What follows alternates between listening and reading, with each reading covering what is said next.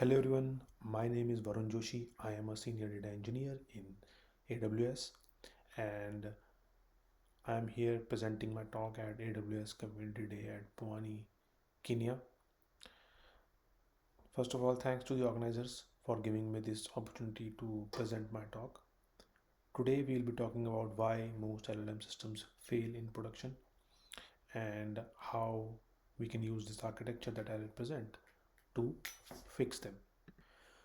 Most LLM systems work beautifully in demo and everybody's happy that they are giving the results that is expected. But once it goes to production and 6 months later somebody is actually fixing the response at 2 a.m. This talk is actually about what goes wrong and more importantly what can you do about it. I'm going to give you a framework that you can take away and use on your system this week. So let's go over what we'll cover today. I'll start with the production reality, why the gap between demo and production is so brutal. Then I'll walk through 7 failure modes or the root causes that I repeatedly see. And after that, we'll go into the diagnosis that how do you find out what issue you are facing and also the concrete fixes for each of them.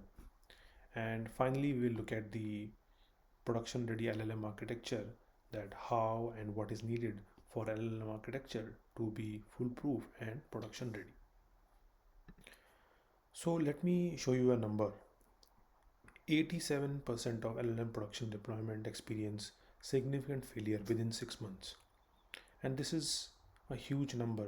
It is saying that not even 20% of LLM based solutions make it beyond 6 months in production, even though they work amazing in the demo.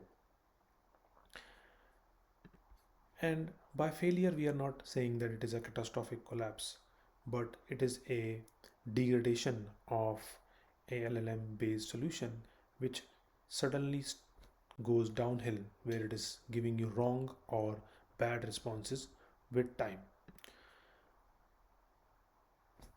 The impact of it is user trust erodes. The customer is not happy with the responses. The LLM API costs spiral beyond forecast.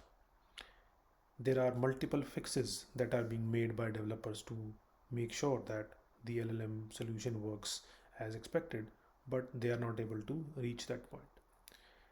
And another one is hallucination. Even 1% of hallucination rate is a disaster. All of this, when happening together, make sure that your LLM solution is taken out of production. The pattern I see here is that teams treat LLM like a black box and they try to prompt their way out. But production LLMs are actual systems and system have architecture, which is actually a good point because this allows us to fix these issues with a streamlined approach. So I have distilled 7 root causes into, or the root causes into 7 categories, and I have also given them a color coding. So the red color means that it will, that particular root cause, if that is happening, it will kill your system. And amber means that the quality will degrade, and the last two ones, which are bluish, means that it will create a risk and you will not be able to see it until it is too late. So let's talk about all 7 of them a bit, and then we'll dive deeper into each of them to understand how it works. Context window abuse. So you are treating your context like a trash bag. Everything is going in which is unvetted, unverified, and the LLM is learning wrong information and then giving wrong inputs or wrong outputs to the customer. Second is the prompt brittleness. Your prompt was written probably for few types of users, but when a new type of user comes in, the solution completely fails. Next is no evaluation pipeline. So you are flying completely blind. You are not evaluating your LLM solution against multiple questions or multiple scenarios.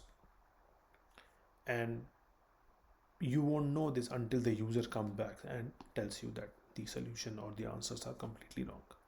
Next is hallucination at scale. Even a tiny error rate compounds into hundreds of bad responses per day, right? So that's another big problem that we will dive deep into. Next one is latency and cost spiral. Uh, Chaining model is extremely expensive, and unchecked, it actually breaks the business model. Next two are absent observability and governance gap. Absent observability is it actually means you cannot fix what you cannot see. If you're not able to go through or have audit of how your LLM is giving answer, you cannot really go back and fix it because you cannot find out the root cause or the step which is failing. The last one and the most important one, probably, which we will go deeper, is the governance gap, um, because there is no lineage, no audit trail of your prompts and how LLM is responding. This is how you get compliance call that you don't want, or a legal call. One thing I want you to notice here is that these are not model problems. Model is still working as it should. All these problems are system problems, and that's why we can actually fix them. So let's talk about context abuse and prompt brittleness. The biggest problem that I have seen right now is, in order to use more of AI and more of LLMs, the engineers are trying to stuff every single information that they have into the context window. It could be a 5-year-old document, it could be unverified information from another engineer, or it could be completely wrong code that somebody has written. The entire conversation history is also sometimes loaded into context windows, which makes it behave like some trash bag. The token length grows from 1000 to 4000 tokens, and your LLM actually starts losing the track of what it is doing and starts giving you wrong answers. The fix here is semantic chunking, which actually means splitting the documents by meaning and not by character count, and then to use retrieval ranking to put most relevant chunks on the top, and use sliding window with summary compression or for long conversations. So compress earlier turns into a running summary. So you keep compressing, you have summaries of your input into multiple chunks rather than letting it deal with a long context window with a lot of data. Now let's talk about prompt brittleness, which is a silent killer.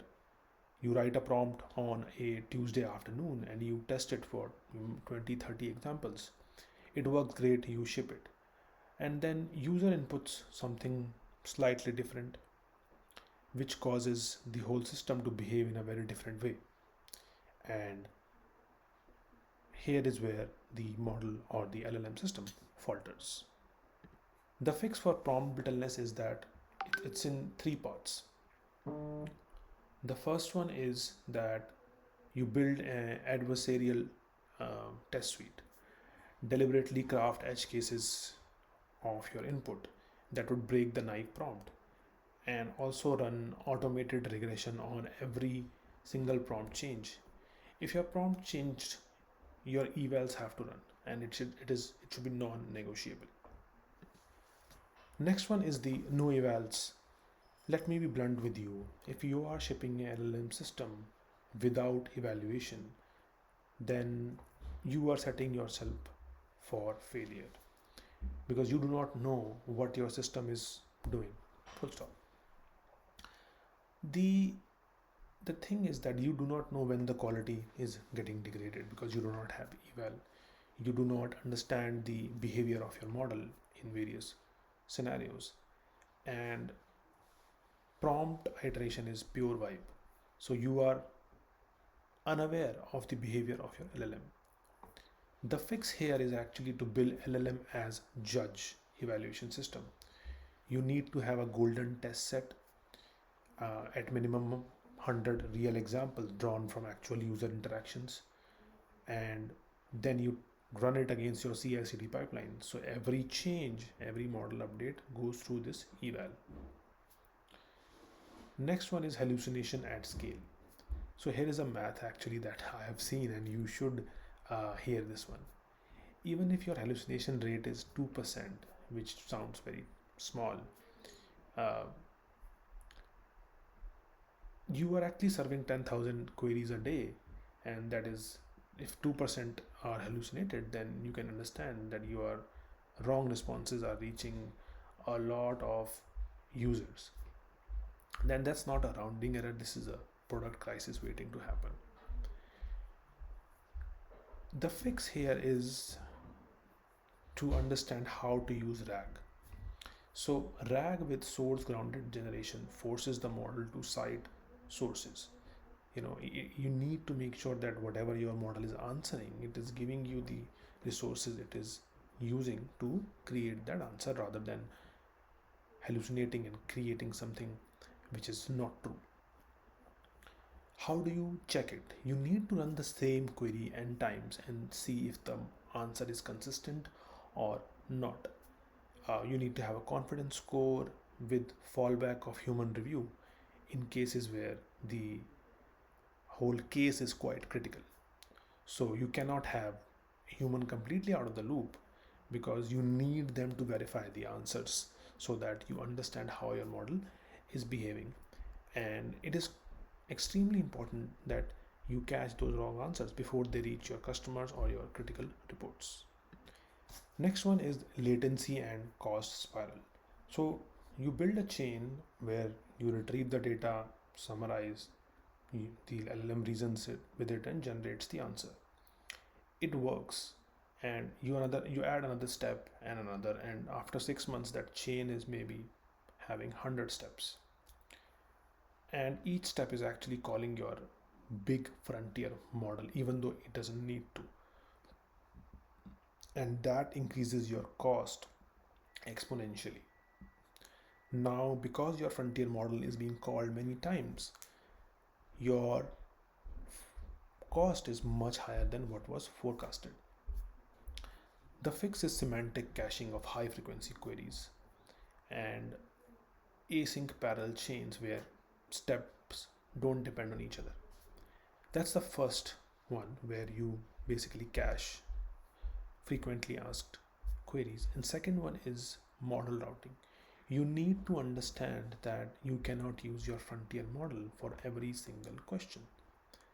You need to bifurcate the request and route simpler ones to smaller model, and that's how you reduce the cost. Second one is the next one is the absent observability. So you cannot debug a system that you cannot see. If a user gets a bad response and you want to understand why, you should be able to replay how the LLM system was able to reach to that conclusion.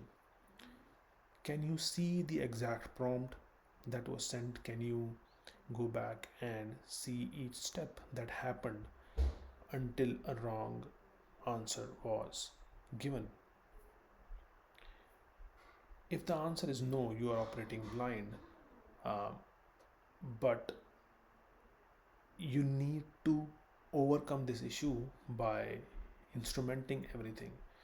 You can use maybe Langsmith or Helicon, or you can build something of your own that tracks all the steps, maybe mark it or tag it with the ID, and have structured logging of every single thing your LLM is doing and why is it doing. Next is the uh, governance gap. So governance gap, this one tends to hit later, but it hits hard. In governance gap, the PII flows into prompts unchecked. You do not have any guardrails, and all your customer data is flowing through the prompts. Your username, email, medical history goes into third party API calls when the LLM connects with the MCP. And without any audit trail or what your system said to whom, there is no data lineage. So you cannot answer where did the response come from, and you do not know where this data is flowing and who is then utilizing this data, which should have been um, visible to only certain restricted number of people or restricted teams. The fix is that you need to have a PII scrubbing middleware that alerts of any PII data that goes into prompt, or it actually filters that out or masks it before any catastrophe happens. So here is a practical tool that you can use tomorrow morning. When something is going wrong in your LLM system, the first question is which failure mode you are in. So this table actually maps the symptom to the root cause. And you can also see the color coding here again. The ones which are in red are the ones that will kill your system completely. The yellow ones will cause uh, degradation, and the orange ones are the ones that you see at the end, because we all know that governance should be the first part when you are making your systems open, but it has been reduced to the last one in many organizations. Let's go over some of them. So for instance, if answers to the questions are all inconsistent and not wrong but different, this is prompt brittleness. So the fix is prompt versioning and input normalization. Another example is if your API bill is 3 times that you forecasted, that is cost spiral. So you look at your chain length, your token count, and you see whether you have any caching or not, or if you are not doing any model routing.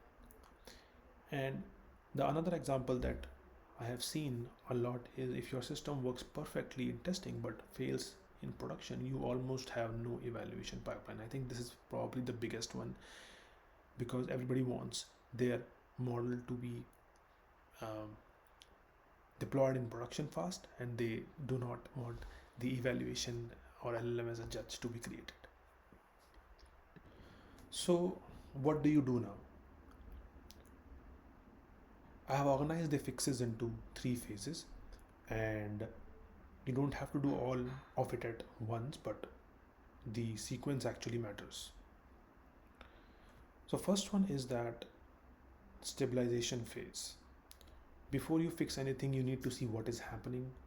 Add logging, trace ID, audit what your LLM is doing, freeze your prompt changes, make sure you have a pipeline which is showing what changes are going through and those are approved after vetting. And also you are building a golden test set that is used against your model. Second part is this part is about solidifying or hardening the situation, the way your LLM actually works. Now that you see the system, you need to understand how to strengthen it. Implementing semantic caching will cut your cost immediately for high frequency queries. Adding RAG, deploying PII scrubbing middleware, which will protect you from legal issues. I think these 3 will make your system ready to fight against different changes that will occur. And then the third one is scaling your system intelligently. This is where you shift from reactive to proactive. And why I say proactive is that you choose the size of model that is needed. You do not let frontier model be used for every single uh, question. You run your LLM as judge eval for automatically in your CI/CD, and this creates your early warning system for any wrong that goes. If you're using multi-step agent, you need to trace the reasoning steps and the chain, how it is handling relationship between the uh, first agent to the second agent, and not just the final output. So this is what a production ready LLM architecture looks like, and it has 3 layers that I will go over. and each layer has its own responsibility.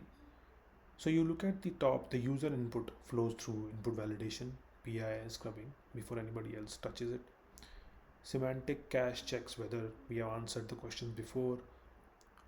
If yes, then just returns that answer. If not, then there is a LLM call. The retrieval layer then fetches relevant context and re-ranks the solution so that only the relevant answers are brought into the final phase. The prompt engine applies version prompts and with token budgets, and the LLM selects. So if you see the LLM router, that actually selects the right model. So let me come back to semantic cache and tell you that semantic cache until prompt engine, we are not calling the LLM, but we are deciding what LLM to call in the LLM router step. Small for simple task, large for complex reasoning. And then to the bottom, you have the output validator, which checks the schema, confidence score, makes sure that the LLM is able to cite the sources and it is not providing you with some random answers. Then you have the guardrails to make sure that there is basically this is the whole observability layer that we are talking about. You're running the you're checking the trace IDs, you're running the LLM as judge, right? So between the observability layer and the user input layer is the validation. So I'll go back to validation now to just make sure that you understand it in detail. So guardrails are extremely important because you do not want any of this content or domain rules to be uh, to be not validated, right? So that is why you have the first and then second output validation layer, which gives you a score, gives you an answer, and then last one is actually the observability and eval layer, where you have the LLM as judge and you have every output is auditable and every prompt is version. So that is basically the principle. So three layers: input until LLM calling, validation of output, and the observability layer. So the key takeaways from this particular talk is: number one, LLM demos are easy, production is hard. I think everybody should know that. And the gap is that most projects die and it's not model's fault. Number two is the seven failure modes, and which are predictable because it's a system and there's architecture behind it, and you can instrument for them before they hit an issue. Third one is evaluation pipelines are not optional. You need to have LLM as a judge. Those are the seat belt of LLM engineering. You wouldn't code without tests. So have your tests ready, have your eval, and then only ship your LLM. Observability is not nice to have. You need to be able to store those logs, those steps, those citations in order to have right results for the customer. Again, if you cannot see it, you cannot fix it. Next is the governance must be designed in, not bolted on. So it cannot be at the end. By the time your compliance team asks for the audit trail, it's too late to build one. And number six is something that I want you to take away right now, that the role of a data engineer is changing, and it even not just data engineer but ML engineer as well. It is going to be someone who can govern data, reason over it with AI, and earn trust of business. And that will be the data intelligence engineer. And this is the skill which is going to grow, and you will see a lot of engineers who will have this merger of intelligence and data to create data intelligence engineer that will be made for higher order tasks as we move on. I'm happy to take questions. You can connect with me on LinkedIn, Varun Joshi. Um, you should be able to look at the poster and connect with me from the AWS Community Day Pwani group. I will be happy to answer all your questions and happy to get on a call as well if there is anything I can help you in terms of building and advise you for your LLM systems and deploy them. Thank you so much again, once again for this opportunity. Bye bye.